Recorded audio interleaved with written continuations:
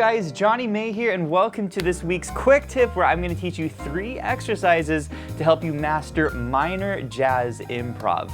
Now, whenever you're improvising jazz, in general, there are kind of 2 sounds. One is a major sound.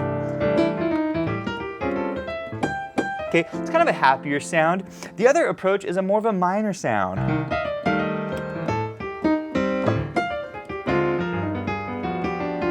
Okay, so today we're going to be focusing on this minor jazz improv, and specifically I'm going to be showing you these exercises so that you can become a better improviser. So let's go ahead and dive in. Alright, the first step in mastering minor jazz improv is to pick a simple chord progression. One of the best chord progressions to use if you want to play minor jazz is called the minor turnaround progression. Okay, it's a very, very simple chord progression that uses primarily 7th chords. Okay, so the way this chord progression works, let me just show it to you in root position, and then I'll teach you like the really simple way of playing it. But basically, we would start on a C minor 7 chord like this. C, E flat, G, B flat. Then we go to what's called an A minor 7 flat 5, or A half diminished. It's A, C, E flat, and G. Then our 2 chord is a D minor 7 flat 5, or D half diminished, D, F, A flat, and C. And then a G dominant 7, G, B, D, and F, okay?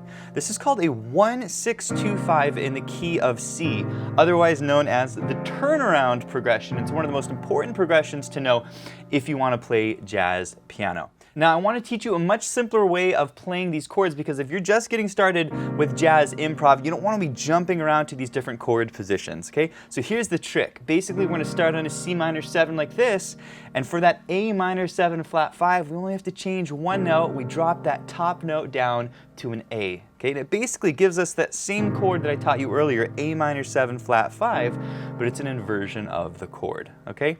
So that's going to be chord number 2. It's our 6th chord. Then we're going to go to that D minor 7 flat 5, D, F, A flat, and C, and then we're going to drop that top note, that C, down to a B, and that gives us our G7 chord. But this is actually a much cooler chord. You see the G7 that I taught you earlier down here? Well, we're actually adding one very cool note, this A flat to the chord. This is called the flat 9. It's a chord alteration. This is a very common thing that we do on dominant 7th chords, is we add an alter note to make it sound even cooler. By the way, if you guys are enjoying this video, please give it a thumbs up, and if you're new to the channel here, hit that subscribe button for more videos just like this. Alright, so this is the minor turnaround progression. Once more, C minor 7, A minor 7 flat 5, D minor 7, and then G7 with a flat 9. Okay? If you guys want to do a deep dive on the turnaround progression, and specifically all these chords you're seeing, these are called 7th chords. You can do a deep dive on your minor 7th chords in our theory and application courses and in our exercise courses. But I do want to move you on, and I want to talk about what to do with this chord progression before I teach you the exercises. And one of the best grooves that you can use on this chord progression is called the Charleston groove. It goes like this.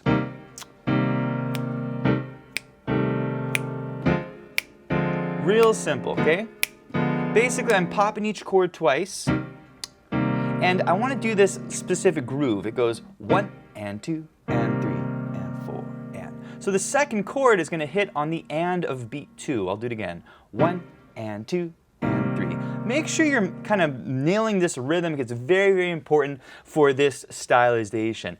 Okay, I do want to move you on to the scale that you would use over this chord progression. You know, what scale do I use on these 4 chords? And there's actually a lot of different scales that you could use, but one of my favorite scales to use that works over all 4 of these chords is called your Bebop harmonic minor scale. Okay, now don't let that scare you, okay, because it's actually not that hard of a scale. Okay, the way the scale goes, go ahead and play this with me. It's C, D, E flat. Okay, we're going to use the 4-finger on F. Then we're going to cross the thumb under to G. We're going to go A flat, B flat, and B. Okay? It looks a lot like the harmonic minor scale. That's C harmonic minor, except we're adding a note to it. We're adding this extra note, this B flat. You hear that? And this creates a bebop scale, which allows us to land on the chord tones 1 and 2 and 3 and 4 and 1. It basically allows us to hit those chord tones on the primary beats, all right? If you want to do a deep dive of these scales, you can also check out our Scales for Improv course where you can learn all of the skills you can use on minor chord progressions. But this is a great scale. It works over basically all of these chords.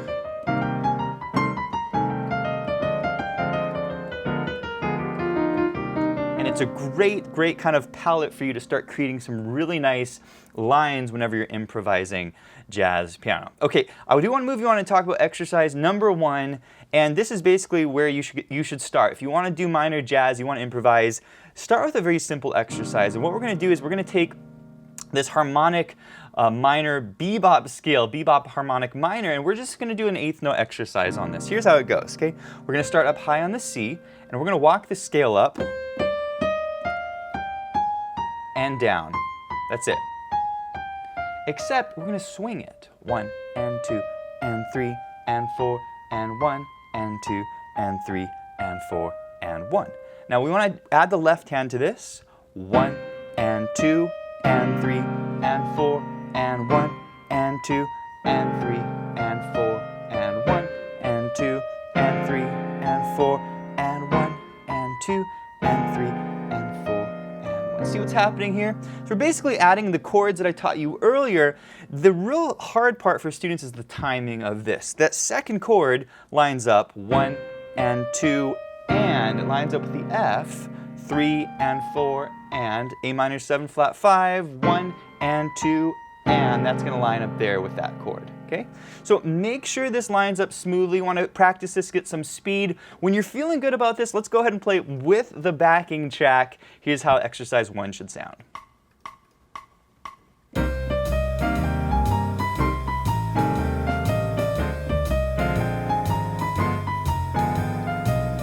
All right, nice work. By the way, this backing track is downloadable, as well as the sheet music you're seeing on here on the screen. It's downloadable and printable. And you can also change the key with the click of one button. You can actually practice this in all 12 keys with our smart sheet music. I will put a link to all of that below. But once you have this 8th note exercise, you can sort of do it comfortably up and down the keyboard. It's time to start creating some lines with 8th notes, okay? So here's what I'm gonna do. I'm just gonna invent some lines here. I can use any of these notes, and what I'd recommend is kind of just start simply. So maybe just pick like the first 5 bottom notes of your scale and focus on 8th notes. Okay, so here's some 8th note lines. I'm just making it up.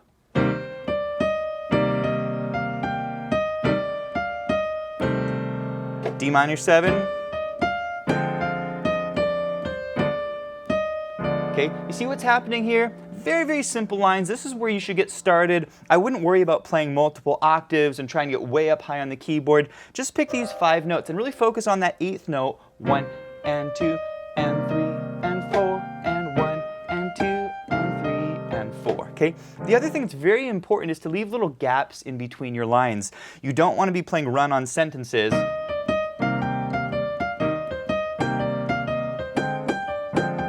Okay? It kind of doesn't have a very good sound to it. You want to leave some little gaps. Once you're feeling good about that, you can expand by using an octave, 2 octaves. Here's some examples of some lines you could create with this scale.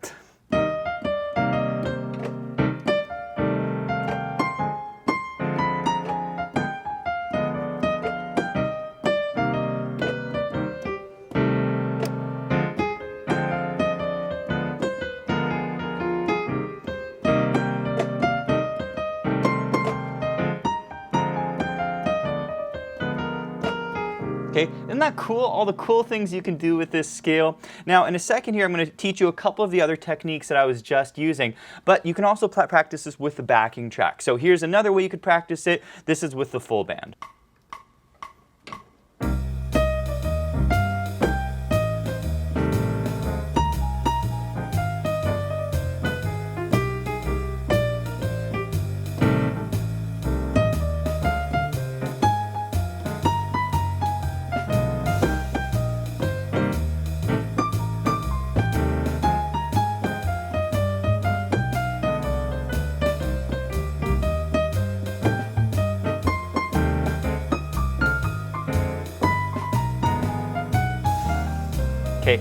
really, really nice. As you can tell, there's lots of really fun things you can do with this one scale. And this is another thing that I recommend when you're improvising jazz. Don't worry about learning a bunch of different scales. Oftentimes you can solo over an entire tune or chord progression using one scale.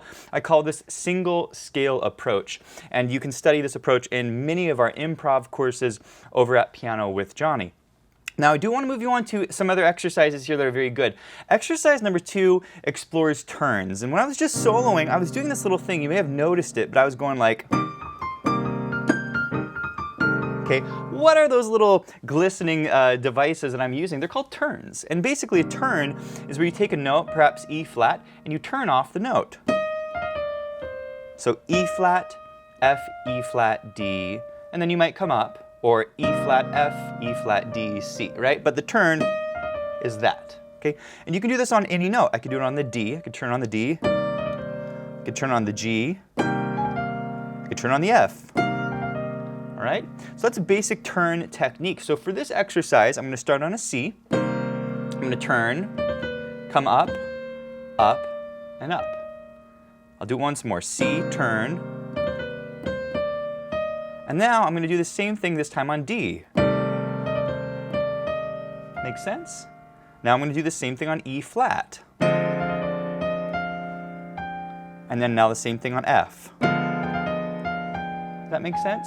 And I'm basically still going through all of my chords here in the left hand. I'm just holding the chord. In a minute we'll do some chord grooving, but let's keep going. C minor 7, we're going to put the G in the right hand. Okay. A minor 7, we're going to do the A flat. Okay, it's a little dissonant there, but it's kind of a passing note there on the A flat. So if you don't like that sound, you know, I totally understand. When you're soloing, you can avoid it, but for the sake of the exercise, we're going to keep going here. D minor 7 flat 5. And then finally our G7, we're going to put that B here. And finally on the C. Okay, does that make sense? So it's a turn exercise. You're going to want to build some speed. When you're feeling pretty good on your speed, go ahead and play this with the backing track. Here's how it should sound.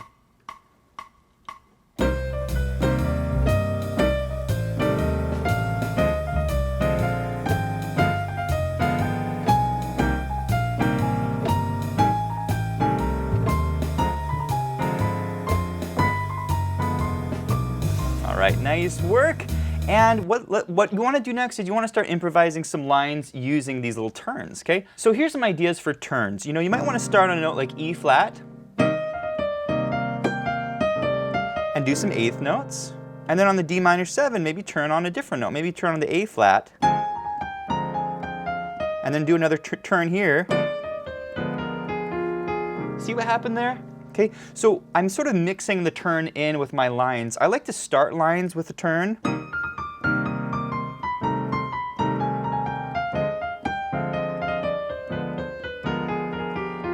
See what I'm doing? And I'm sort of mixing it into my line. Generally, turns sound really good in a downward direction, so oftentimes I'll start high.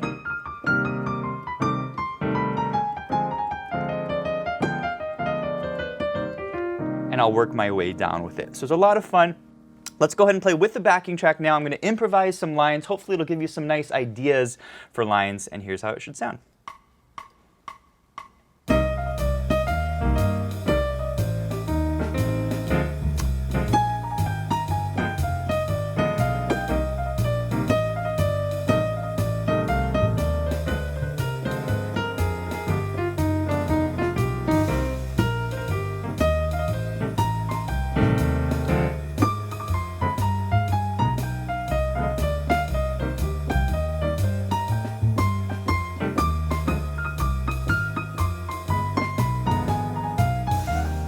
Okay, lots of fun to play. Again, if you guys want to do a deep dive on all of the different soloing techniques you can use, you can learn a lot more about this over at Piano with Jonny. But I do want to move you on to the final exercise. This is exercise number 3, which uses patterns, okay? And the pattern approach basically is where you take the notes of your scale and we just do a pattern on the notes, okay? So for example, I could start C, D, E flat, that's my pattern, and then I repeat it on the D, like that. And then I repeat on the E flat, and then on the F, and then on G, okay? It's actually a very simple idea. We're just coming up the scale, applying the same pattern to each new set of notes, okay? So you want to practice this over the left hand. We can start with some simple chords.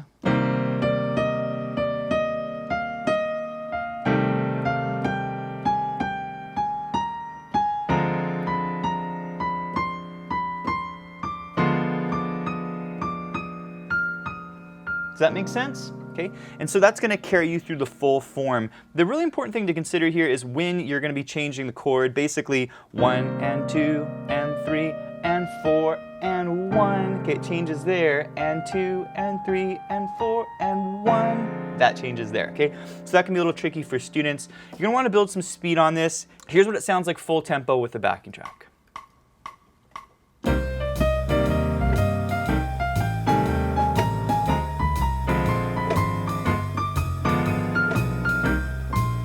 All right, nice work. Now what you want to do with these little patterns is to use these in your improvisation, all right? So some ideas for patterns, I might use this if I'm doing an up line. Hear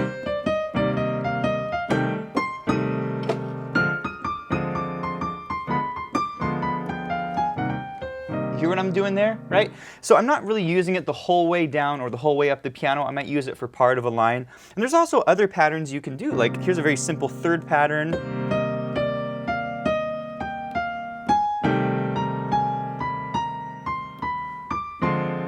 Okay, right? And you can create some really cool lines with this.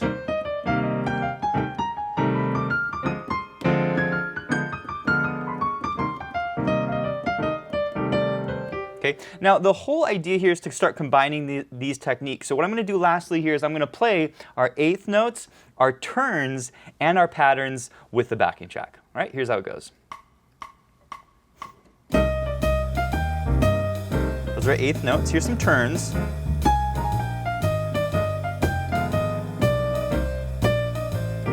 I'm going to do a little pattern here.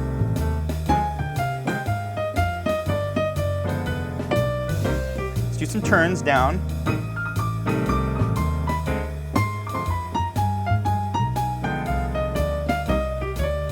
Do little slides.